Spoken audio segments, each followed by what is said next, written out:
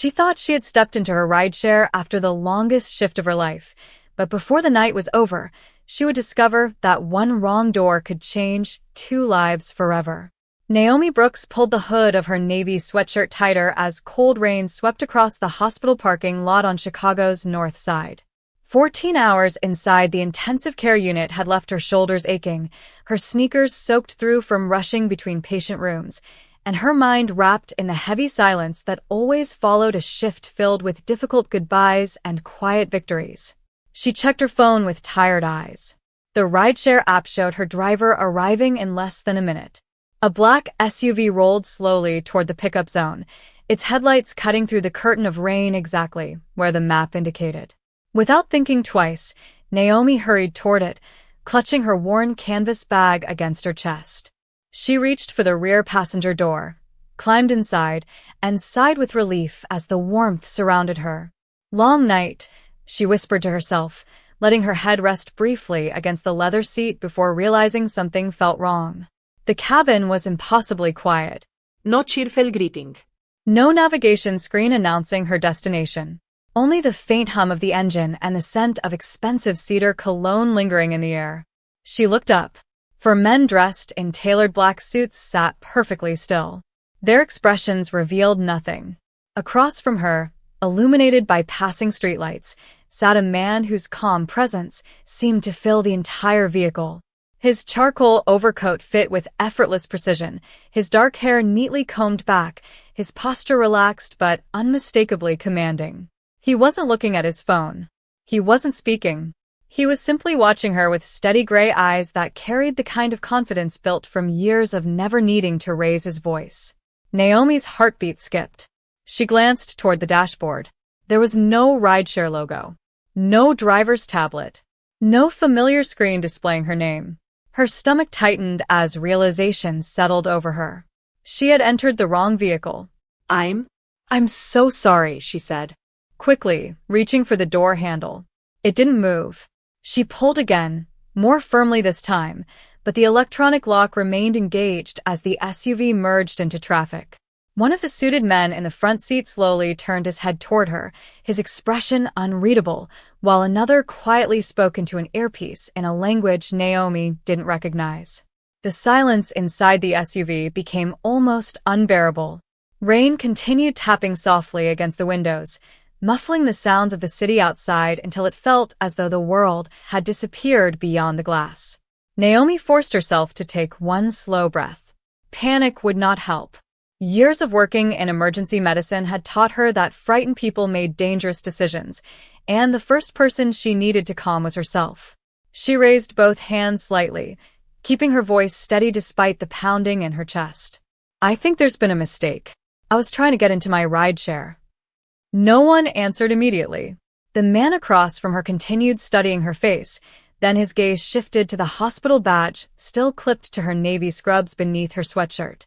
Raindrops glistened on the plastic ID as the SUV passed beneath another streetlight.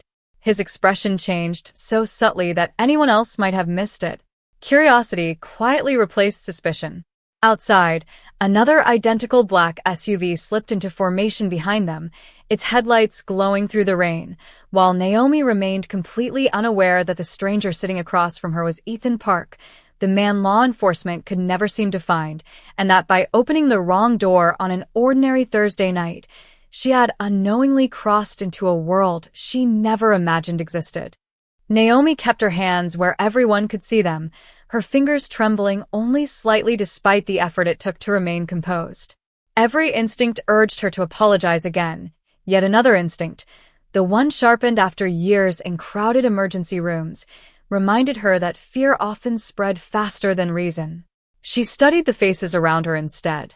None of the men appeared angry. They simply observed, disciplined and silent, as though waiting for instructions that had not yet been given. The city lights drifted across the tinted windows while the SUV glided through rain-soaked streets with smooth precision. Finally, the man across from her spoke. His voice was calm, measured, and unexpectedly gentle. "You believed this was your transportation?" Naomi nodded immediately. "Yes, sir." The application showed a black sport utility vehicle arriving at the pickup area. I did not even check the license plate. That was my mistake. The corners of his mouth almost moved, not quite becoming a smile. Most people would have panicked by now. Naomi released a quiet breath. I am trying very hard not to. For the first time, one of the men beside the driver glanced toward Ethan Park, silently asking for direction. Ethan answered with nothing more than a slight movement of his eyes. The atmosphere inside the vehicle softened almost imperceptibly. The man near the door pressed a button, and the electronic lock released with a soft click. Naomi instinctively reached for the handle, but before opening it she looked through the rain-covered window. They were no longer near the hospital. Traffic surrounded them on every side, vehicles moving steadily across downtown Chicago beneath glowing streetlights. Opening the door now would have been dangerous for everyone. She slowly let go of the handle. I will wait until it is safe, she said quietly. Ethan continued watching her with growing curiosity. During his years surrounded by people seeking influence, money, or protection, he had become skilled at reading motives within seconds. Yet the exhausted nurse sitting across from him did not resemble any threat. Her scrubs were slightly wrinkled after a long shift. A faded coffee stain marked one sleeve. Her hospital identification badge had small cracks from years of daily use, and deep marks across her hands revealed countless hours spent washing, sanitizing, lifting patients, and adjusting medical equipment. Nothing about her suggested deception. Everything about her suggested someone who spent her life caring for strangers. Ethan lowered his eyes briefly toward the canvas bag resting on her lap.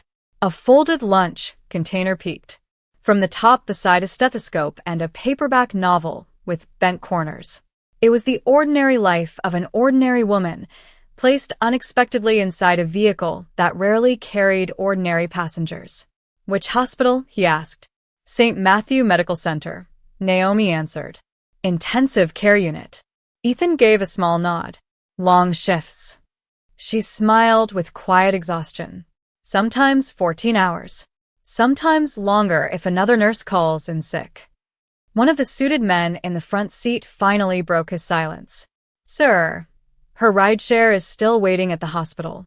He had been monitoring something on a tablet connected to several security applications. Naomi blinked in surprise. You checked. The man simply nodded once. Ethan rested one arm on the leather seat. You entered the wrong vehicle by accident.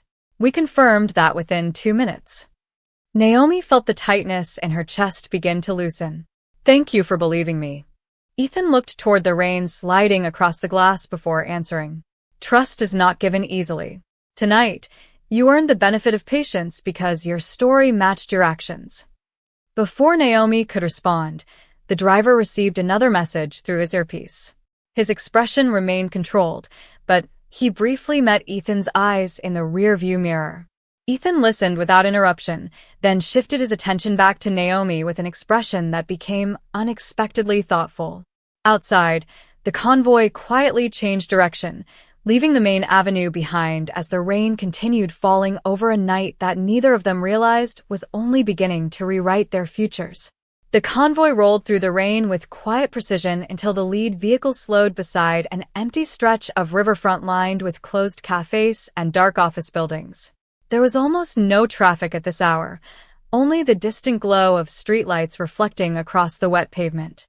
The driver eased the sport utility vehicle toward the curb, but did not stop immediately. Another black vehicle pulled alongside before continuing ahead, as though silently confirming the area was clear. Naomi watched the careful choreography without fully understanding it. She had spent her life reading heart monitors and laboratory reports, not mysterious motorcades that moved with perfect discipline. Ethan Park noticed her curiosity, but said nothing. His attention shifted briefly toward the windshield as another quiet message reached the driver. This time the atmosphere inside the cabin changed. It was subtle, almost invisible, but Naomi sensed it immediately. The men around her became more alert. One reached inside his jacket only long enough to retrieve a secure phone rather than anything threatening. He glanced at the illuminated screen, frowned for the briefest moment, then turned toward Ethan. Sir, there's a problem. Ethan accepted the phone without haste. His expression remained perfectly calm as he read a short message that had arrived only seconds earlier. He looked once at Naomi before returning the phone. Explain. The security officer answered carefully. One of our surveillance teams believes someone entered this vehicle unexpectedly for a reason. They cannot yet confirm whether it was truly an accident. Naomi felt every muscle in her body become still. The words struck harder than she expected. You think I followed you? She asked quietly. No one answered immediately. Ethan did not accuse her, yet he did not dismiss the concern either. It was a question that deserved an answer. Naomi slowly reached into her canvas bag. Instantly, every pair of eyes followed the movement. She paused before continuing. I am taking out my phone. Ethan gave a slight nod. Naomi removed the cracked device and unlocked it with trembling fingers. She opened the rideshare application and held the screen where everyone could see it. The canceled trip remained visible, complete with the license plate she had failed to verify before entering the wrong vehicle. The driver profile showed a completely different sport utility vehicle still waiting near St. Matthew Medical Center until the system automatically canceled the ride several minutes earlier. Naomi handed the phone across without hesitation. Ethan studied every detail before passing it to the security officer. The man compared it with information on his own tablet. After nearly a full minute, he quietly exhaled. The timestamps match. Ethan leaned back against the leather seat, his eyes returning to Naomi. You handed over your only phone without being asked. Naomi gave a tired smile. If someone doubts my honesty, keeping the evidence in my pocket would not help either of us. Silence settled over the cabin again, but this silence felt different. It no longer carried suspicion. It carried reflection. Ethan had met executives who lied with polished confidence and politicians who rehearsed every answer before speaking. Yet the exhausted nurse sitting across from him had chosen the simplest path available. She had offered the truth without negotiation. Before anyone could say another word, Ethan's attention shifted toward Naomi's left hand. A small streak of dried blood rested near her wrist, barely visible beneath the cuff of her sweatshirt. His expression sharpened with concern rather than doubt. You are injured. Naomi glanced down and gently rubbed the spot with her thumb before shaking her head. Not mine. It belongs to one of my patients. I left so quickly that I forgot to wash that sleeve before clocking out. Ethan looked at the faint stain for a long moment, and something quietly changed behind his steady eyes.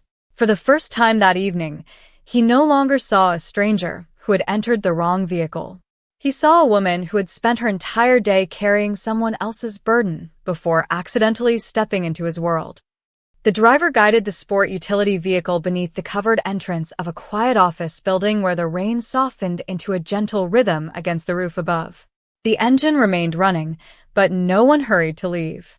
For a few moments, the world outside disappeared behind silver sheets of rain, leaving only the warm glow of the dashboard and the quiet breathing of 6 strangers whose lives had unexpectedly crossed paths.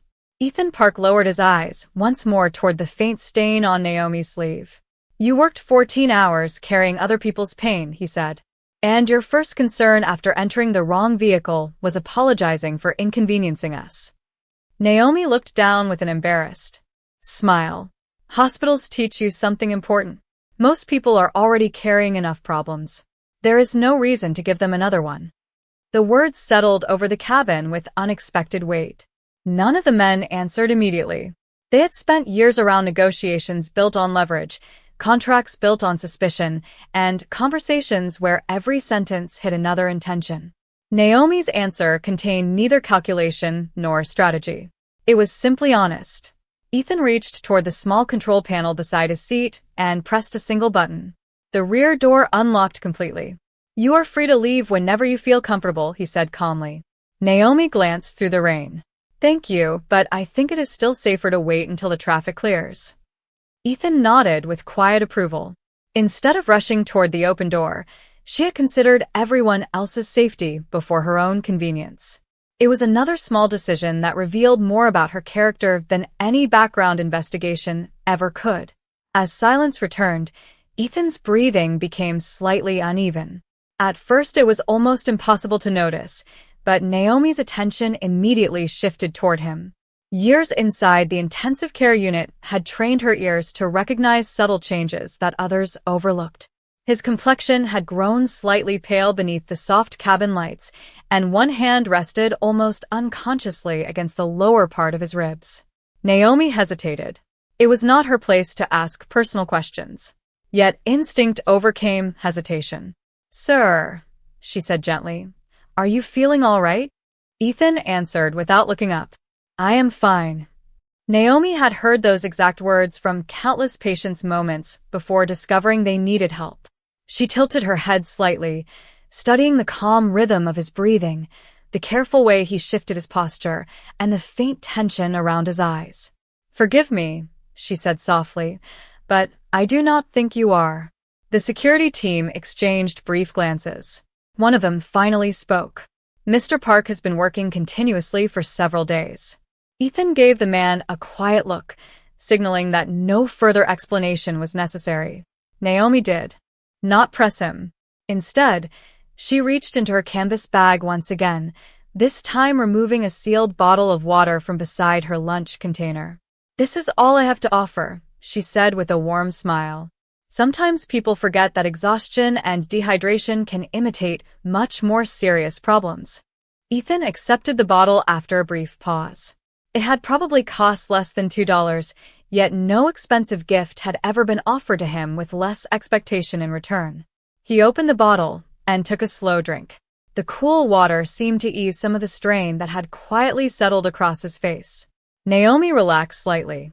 "Better?" she asked. Ethan nodded once. "A little." One of the men near the front seat looked genuinely surprised. "He has refused water for nearly 3 hours, he admitted before catching himself. Ethan gave the smallest hint of a smile. "Apparently I listen better to nurses than to my own staff." Soft laughter quietly spread through the vehicle, breaking the tension that had surrounded them since Naomi first entered by mistake. For the first time that evening, the expensive cabin no longer felt like the meeting place of strangers from different worlds. It felt like 6 people sharing an ordinary human moment while rain washed the city outside, and Ethan found himself wondering why the simplest act of kindness from an exhausted nurse carried more weight than all the carefully rehearsed respect he had received in years. The rain gradually faded into a light mist, leaving tiny streams of water sliding across the windshield as downtown Chicago settled into the quiet hours before dawn. The convoy remained parked beneath the covered entrance, isolated from the empty streets beyond. Naomi glanced at the time on her phone and sighed softly. "My apartment is probably wondering where I disappeared to," she joked, hoping to lighten the mood. One of the men in the front seat smiled for what seemed like the first time all evening. Ethan looked toward her with quiet curiosity. "Does someone live with you?" Naomi shook her head. "Only a very stubborn houseplant that somehow survives my schedule." A faint laugh spread through the vehicle. It was brief, almost hesitant, but genuine. Ethan noticed something unusual. During the past hour, Naomi had never once asked who he was, what he did for a living, or why several identical sport utility vehicles surrounded them. Most people would have filled the silence with questions. She had filled it with patience instead. "You have not asked my name," Ethan observed. Naomi shrugged gently. "If you wanted me to know, you would have introduced yourself already." That answer lingered in the quiet cabin longer than either of them expected. Ethan slowly extended his hand. "Ethan Park." Naomi accepted the handshake with calm professionalism. "Naomi Brooks." Neither of them realized how unusual the moment truly was. Ethan rarely introduced himself first, and strangers rarely shook his hand without visible intimidation. Naomi simply treated him the way she treated every new patient she met at the hospital, with quiet respect and equal dignity. Ethan noticed the firm but gentle grip of someone accustomed to reassuring frightened people. Naomi noticed that despite his composed appearance, his hands carried signs of long hours, responsibility, and constant pressure rather than luxury alone. She released the handshake and smiled. "It is nice to meet you under unusual circumstances." Ethan almost smiled again. "That is one way to describe tonight." A notification sounded softly from Naomi's phone. She glanced at the screen and her expression immediately changed. The warmth disappeared from her face, replaced by concern. She opened the message and quietly read it twice before lowering the phone into her lap. Ethan noticed the change instantly. Bad news. Naomi hesitated before answering. One of my patients took a turn for the worse after I left. The night nurse says the family is asking whether I can come back in the morning before my next shift because they trusted me. She stared out through the rain-covered window, her voice barely above a whisper. Sometimes people do not need another treatment. They just need a familiar face beside them. Ethan studied her without speaking. He had spent years watching people chase opportunities that made them wealthier, more influential, or more powerful. Naomi's first concern after surviving an extraordinary night was returning to comfort strangers she might never see again. "Will you go?" he finally asked. She nodded without hesitation. "Of course. I promised them I would check on him tomorrow." Ethan looked away toward the silent streets. "Even after working 14 hours today?" Naomi smiled with gentle exhaustion. "A promise does not become less important because I am tired." Those words settled deeply inside him. Money could purchase the finest hospitals, the best specialists, and every available medical technology, but it could never purchase the sincerity contained in a simple promise honestly given. Ethan reached into the inside pocket of his overcoat and removed a plain white business card containing only his name and a single private telephone number. He placed it carefully beside Naomi on the leather seat. "If you are ever in a situation where you genuinely need help, call that number." Naomi looked at the card but made no move to pick it up immediately. "Why?" she asked quietly. Ethan answered without hesitation. "Because tonight you reminded me that the strongest people are not always the ones protected by others. Sometimes they're the ones who spend every day protecting complete strangers without expecting anything in return." Naomi finally picked up the plain white card and slipped it carefully inside the front pocket of her canvas bag, not because she expected to use it, but because refusing a sincere gesture felt disrespectful. Ethan noticed that she treated the card the same way she handled everything else in her life, with quiet appreciation rather than excitement. Most people who encountered influence immediately imagined what they could gain from it. Naomi simply accepted it as another unexpected moment in an already impossible night. The driver received a final confirmation through his earpiece before turning slightly toward the back seat. "The route is clear now, sir." Ethan gave a short nod. "Take Miss Brooks home first." Naomi immediately shook her head. "Please do not change your plans because of me. You have already done more than enough." Ethan answered without raising his voice. "It is no inconvenience." She smiled politely. "That may be true for you. It is still a kindness, and kindness should never be treated as something ordinary." Her words lingered inside the vehicle long after she finished speaking. The convoy pulled away from the office building and entered the nearly empty streets. Chicago looked different before sunrise. Towering buildings reflected faint blue light, while quiet sidewalks waited for another busy day to begin. Naomi watched familiar neighborhoods pass outside the window and realized she had never truly seen the city at this hour. Everything felt peaceful, almost suspended between yesterday and tomorrow. Ethan quietly observed her as she admired the sleeping skyline. He found himself wondering how someone carrying so much responsibility could still notice the beauty hidden inside ordinary moments.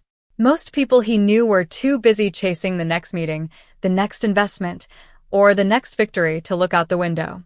Naomi suddenly pointed toward a small bakery on a corner street where lights had just turned on. "They make the best cinnamon rolls in the city," she said with a smile. "I buy one every payday." One of the security men looked surprised. "Only every payday?" Naomi laughed softly. "Hospital budgets and student loans teach you the difference between wanting something and needing something." Ethan looked toward the bakery as the vehicles passed. It was a simple family business with faded brick walls and an old wooden sign. Hundreds of times he had driven through this neighborhood without noticing it existed.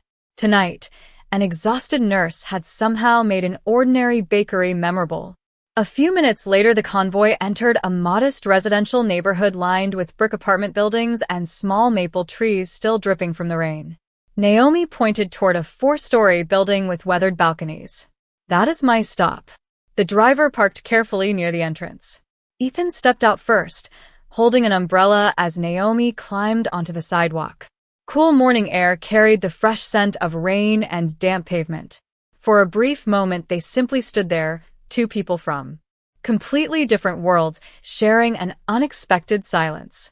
Naomi adjusted the strap of her canvas bag and looked toward Ethan. "Thank you for believing me when it would have been easier not to." Ethan answered with complete honesty. "You gave me a reason to." She smiled, the kind of smile that reached her tired eyes despite everything the night had brought. "Then I hope tomorrow gives you a reason to believe in someone else too." Before Ethan could answer, Naomi turned and walked toward the apartment entrance with the steady pace of someone already thinking about another long day at the hospital. She never looked back.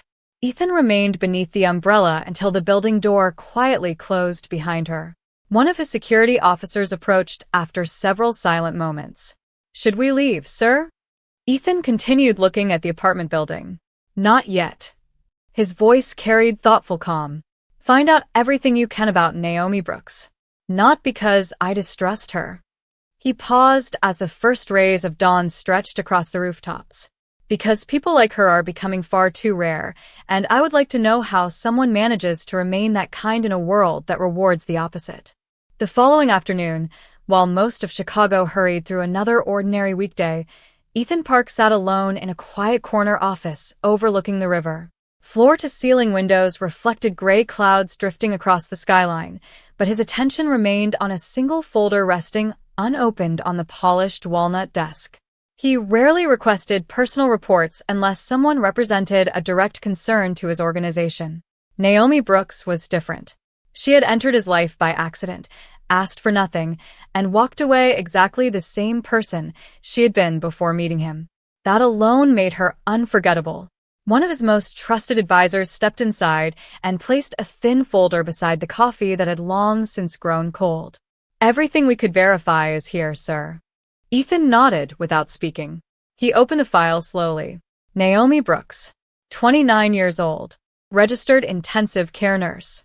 No criminal history. No lawsuits. No financial fraud. No hidden business interests. The pages described an ordinary woman living an extraordinarily difficult life. She rented a small one-bedroom apartment. She still carried student loan debt from nursing school. Every month, she transferred part of her paycheck to help her retired aunt with prescription medications. On weekends, she volunteered at a neighborhood community clinic that treated uninsured families. Ethan turned another page. During a previous winter, Naomi had quietly organized a coat drive for homeless patients discharged from the emergency department. She never placed her name on the donation boxes. Another page revealed that she frequently stayed after her scheduled shift without requesting overtime whenever a patient had no relatives nearby. Ethan stopped reading for a moment. "Who confirmed this?" he asked. His advisor answered carefully. "Hospital employees, local volunteers, and public records." Everyone described the same person. Ethan leaned back in silence. Wealth had introduced him to many generous people whose kindness appeared only after cameras arrived. Naomi's generosity seemed to exist precisely where nobody was watching. He continued reading. 6 months earlier, she had declined a higher-paying position at a private medical center because it would have required leaving the intensive care unit where several long-term patients specifically requested her care. Ethan quietly closed the folder. She sacrificed more money to keep a promise. His advisor nodded. That appears to be her pattern. Meanwhile, across the city, Naomi moved from one patient room to another with the same calm focus she had carried every day since becoming a nurse. She adjusted blankets, explained medications in simple language, and sat beside anxious families even when she had only a few spare minutes. She never mentioned the extraordinary night she had spent inside the wrong vehicle because it still felt too unbelievable to describe. During her lunch break, she walked to the hospital chapel, not because she belonged to any particular congregation, but because the room offered something becoming increasingly rare in modern life: silence. She sat alone on the last wooden bench, closed her tired eyes, and whispered a quiet hope that every patient under her care would find strength before the day ended. At almost the same moment, Ethan looked out across the river from his office and found himself thinking about the same woman for reasons he could not fully explain. It was not fascination born from mystery. The report had removed every mystery. Instead, it revealed something much harder to understand. In a city where nearly every relationship depended upon influence, advantage, or personal gain, Naomi Brooks continued choosing compassion even when nobody rewarded it. Ethan slowly picked up the white business card he had given her the previous night. He realized she might never call the number printed on it because she was exactly the kind of person who refused to ask for help until every other option had disappeared. For the first time in many years, that realization did not frustrate him. It humbled him. 3 days passed before either of them realized that a single mistake could continue creating consequences neither had expected. Naomi returned to the familiar rhythm of 12 and 14-hour shifts, comforting frightened families, celebrating small recoveries, and carrying quiet disappointments home at the end of each day. Ethan returned to meetings, decisions, and responsibilities that demanded constant attention. Their lives moved in completely different directions, connected only by one business card resting inside the front pocket of Naomi's canvas bag. She never called the number. She doubted she ever would. Late one rainy evening, after finishing another exhausting shift, Naomi stopped at the neighborhood grocery store to buy soup, fresh fruit, and a loaf of bread before heading home. She greeted the elderly cashier by name, helped another customer retrieve a package from the top shelf, and stepped back into the cool night carrying 2 simple paper bags. She did not notice the dark sedan parked across the street. She did not notice that someone inside had quietly photographed her leaving the hospital earlier that week. They had not been following Naomi because of who she was. They had been trying to understand why Ethan Parks' convoy had unexpectedly stopped outside her apartment building several nights before. Rumors always grew faster than facts, and someone had reached the wrong conclusion. Inside Ethan's office, another report arrived before midnight. One of his advisors spoke carefully. There has been unusual interest in Miss Brooks during the past 48 hours. Ethan looked up immediately. Explain. Unknown individuals have been asking questions near her apartment and the hospital. Nothing illegal has occurred, but they appear curious about her connection to you. Ethan remained silent for several long seconds. The connection did not truly exist, yet perception often became more dangerous than reality. He remembered Naomi's words inside the vehicle. Kindness should never be treated as something ordinary. Without realizing it, his own decision to help her had unintentionally drawn attention towards someone who had never asked to be part of his world. Assign 2 people, Ethan said calmly. No contact. No introductions. They are only to ensure she arrives home safely. She must never know they are there. His advisor hesitated. For how long? Ethan looked toward the rain outside the window. Until the unnecessary attention disappears. The following evening, Naomi finished another demanding shift and walked toward the bus stop instead of ordering a rideshare, hoping to save a little money before her student loan payment came due. She smiled politely at a mother struggling with a stroller, helped carry it onto the city bus, and quietly found a seat near the middle. She never noticed 2 familiar black sport utility vehicles remaining several blocks behind without drawing attention.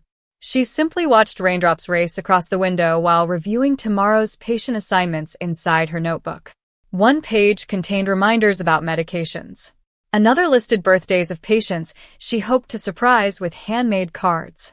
At the final stop, she stepped onto the sidewalk and continued walking toward her apartment beneath a small umbrella that barely protected her from the wind. A loose flyer suddenly rolled across the pavement.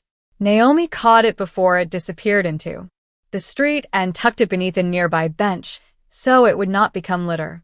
The unseen security team exchanged quiet glances. Even when nobody appeared to be watching, she still chose to leave every place slightly better than she found it. Several blocks away, Ethan received a brief message on his secure phone. Miss Brooks arrived home safely. Nothing unusual to report. He read the sentence twice before setting the phone aside. Relief settled quietly across his face, followed by an unfamiliar realization. He had spent years protecting businesses, properties, and carefully negotiated agreements, yet the greatest sense of peace he had experienced all week came from knowing that one exhausted nurse had simply made it home after another ordinary day of caring for strangers. 2 months later, autumn settled gently over Chicago, painting neighborhood streets with shades of gold and amber while life continued its familiar rhythm inside St. Matthew Medical Center. Naomi Brooks had almost forgotten the extraordinary night that had briefly crossed her path with Ethan Park.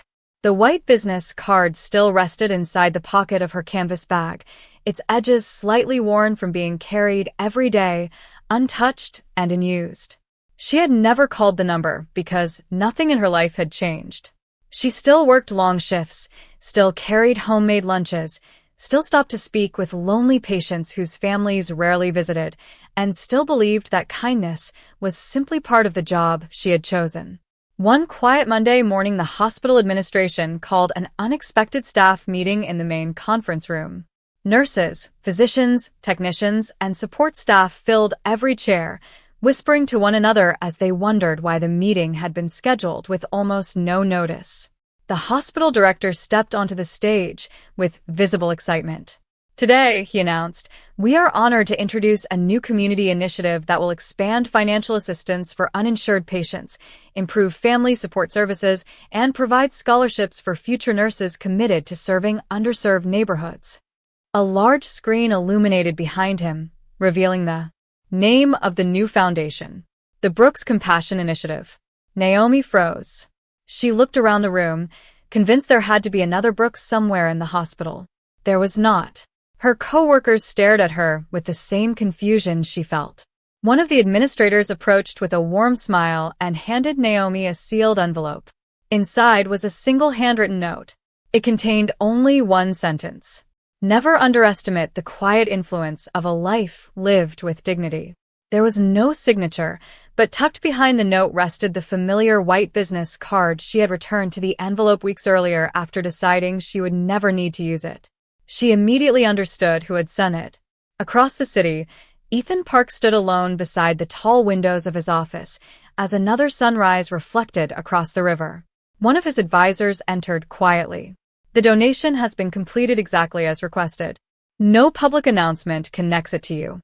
Ethan nodded. "Good. She will probably figure it out." Ethan smiled faintly. "Perhaps. But that is different from asking for recognition." He looked toward the busy streets below, where thousands of strangers hurried through another ordinary day. For years he had believed respect came from influence, reputation, and carefully built power. Then an exhausted nurse had entered the wrong vehicle, offered him a bottle of water that cost less than $2, and reminded him that genuine compassion expected nothing in return. Later that afternoon, Naomi finished visiting her final patient before quietly stepping outside the hospital entrance. The crisp autumn air carried the scent of fallen leaves while children laughed in a nearby park. She opened the envelope one last time, read the handwritten sentence again, and smiled softly before slipping it back into her canvas bag.